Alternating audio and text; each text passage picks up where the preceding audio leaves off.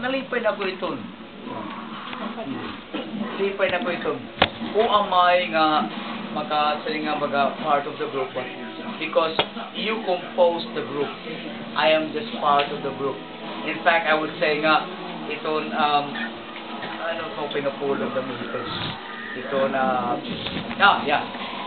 nagtulong lang ko itong grupo. Because you have the talent, you have the time, and you have the dedication, and you have the grace that God is giving you. So what more can I, what more can I say? Let's say something, I don't know. Makasay lang kung I'm happy. Amo na siya ko na kanina, nagila ko kanina, pagpupunta mo ni Brian nga, this year, this situation, this gathering, it may mauran, it may not be that ideal, but what is important is, nagkatiro with grupo. We sang the song wherein nagkaurusan na tanan. And then we prayed as the soul of the group. Now, we have come and you have become and you have sanctified yourselves because in the name of the service. That's it. That's it. Ang magkakakon, nga awon siya mga singa pilgrimage. Natin mga, marang? Wala. Wala. No, that's it. Parang yun. If you have inspired the later and the mga bata pa yun it is because nga we have cooperated with the grace that God has given you.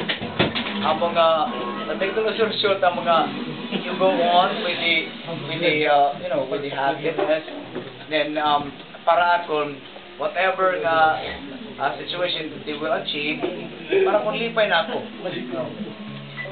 Lipay na ako. As long as I see you that's growing, I see you united, and I see you that's happy, and still dedicated, as ang former, nga atong ginsasaaran nga wala ginsarai, for me, that is something that's has kept me going, and has helped me a lot, and then has kept me happy. Para kumbaga pagtikang lako, and you have made it grow, and you have nurtured, and then nag-uga na. So what more can I say? I'm simply to say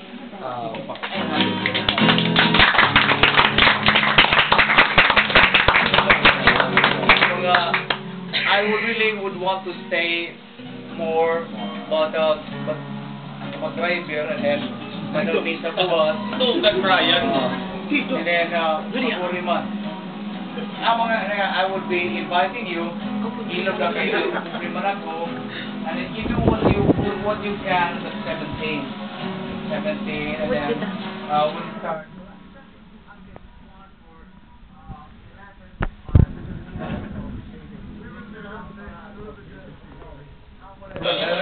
You go because I know nga may mga trabaho. You have family to nurture, and that's very positive because the group is growing. If this group is grow, and then you place it in the Facebook, and then something that we have to cherish, and we have to know. Yeah, that's good. For me, what you have achieved is what I've already achieved. You have reached what I have not done. So, your honor is my honor. And I will already say nothing else. Go on. Go on in spite of the many priests. Some priests may not be something, I don't know, akapayakan. It may not be the same as the person as Parimaso has supported you, has gave you attention. But the important thing, as long as your focus will not be on the priest, but for the greater glory of God. Hallelujah. You go on. What defines a particular group is not the priest. It's not, it's about your heart. It's about the dedication that you have spent in spite of the many trials that you have undergone. Okay. Because I still remember nga, ito, nagsiring ako ito nga, ikaw, Idoy, I still remember when one of my spiritual directors spoke to me and said, Idoy, hinamot mo baga ideal nga priest. And I said to him, in my first year in college, ito ha, seminar nga, Padre, an akon idol nga Padre is not tao. My ideal priest is Jesus. Why? Because Jesus, waray na iya pagsayop. Ako may na ako magsayop. Ang ako nga, bisa magsayop ako, as long as my idol is perfect. Bisa ko magtumbling, as long as my idol is there perfect, that gives me a courage to stand up and then move forward. What is important is not yesterday. What is important for us today, and they focus why this group stay until today and onward.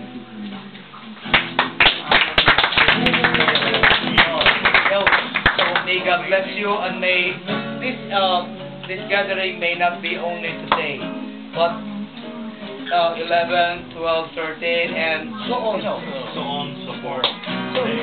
What we have done is that the beginning.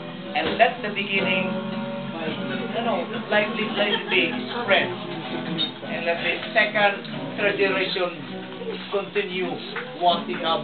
Ipagkata, it's only just beginning. Go on, and may God bless you for whatever.